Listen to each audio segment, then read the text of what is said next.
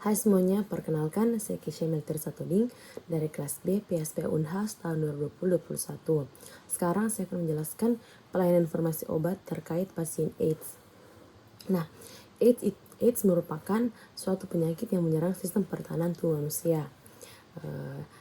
Yang menyerang tubuh pertahanan tubuh manusia itu disebabkan karena virus. Virusnya itu biasa kita sebut dengan HIV dengan kepanjangan yaitu Human Immunodeficiency Virus. Nah, jadi ketika seseorang sudah didiagnosa terkena penyakit AIDS, maka ia perlu memperoleh informasi yang benar dan tepat terkait diagnosis yang dia telah terima, terutama pada terapi yang akan dia lakukan. Nah, di sini terapi yang akan diberikan, yang akan dilaksanakan oleh seorang pasien AIDS itu dikenal dengan terapi antiretroviral atau yang biasa disingkat dengan ARV. Nah, tujuan dari pemberian ARV di sini itu untuk mencegah morbiditas dan mortalitas yang berhubungan dengan HIV.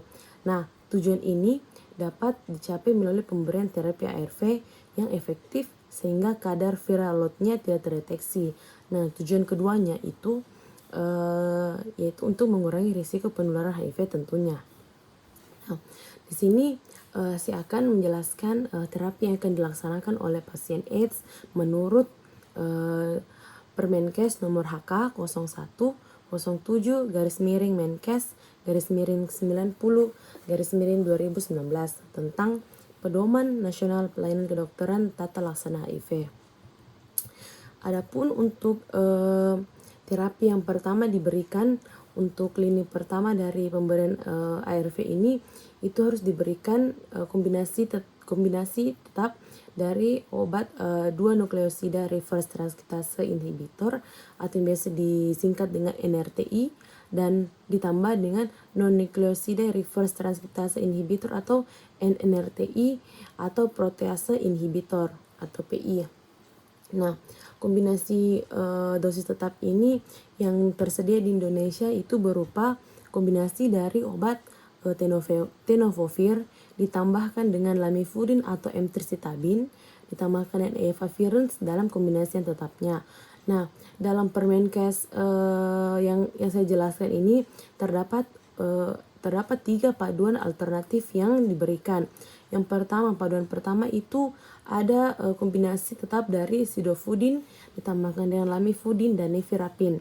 Nah, untuk kombinasi yang keduanya diberikan itu kombinasi dari sidofudin ditambahkan dengan lamivudin dan efavirenz.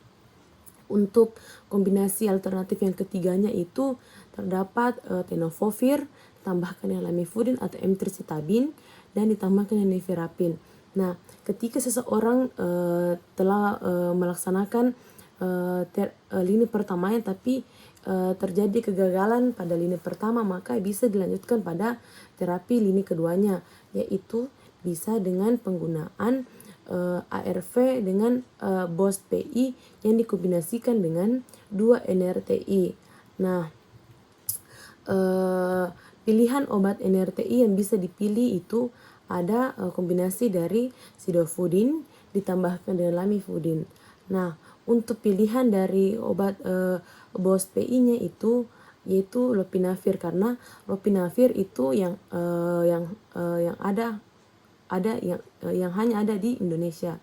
Nah, begitu pula dengan sebelumnya ketika seseorang sudah melakukan terapi lini pertama, lini kedua tetapi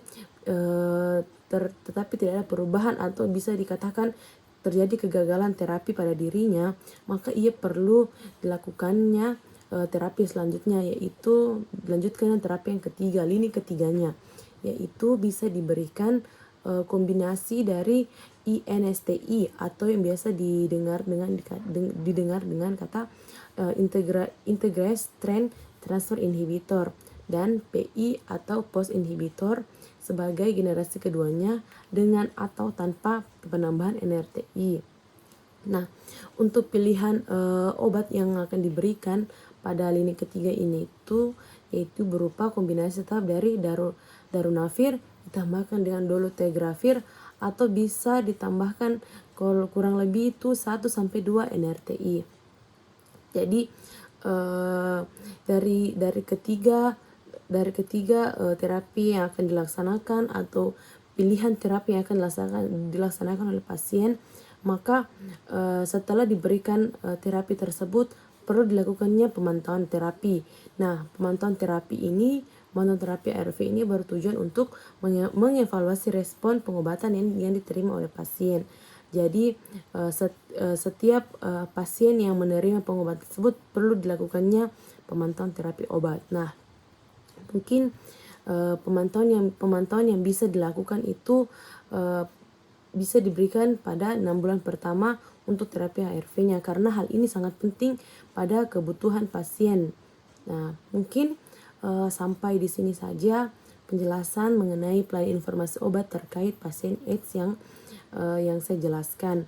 Lebih dan kurangnya mohon dimaafkan. Saya ucapkan terima kasih.